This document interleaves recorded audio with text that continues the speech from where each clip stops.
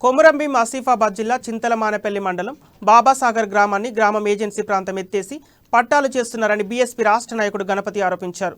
ఏజెన్సీని ఎత్తివేయడాన్ని వారు ఖండిస్తున్నామన్నారు. 8 నెలల నుంచి ఏజెన్సీ విషయం కలెక్టర్కు విన్నవించుకున్నా పట్టించుకోవడం లేదన్నారు.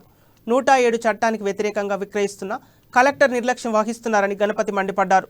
మండలంలో దాదాపుగా 300 మందికి పైగా పట్టాలు వచ్చేటట్టు ఉన్నా కూడా పట్టించుకోవడం లేదని ఆవేదన వ్యక్తం చేస్తున్నారు.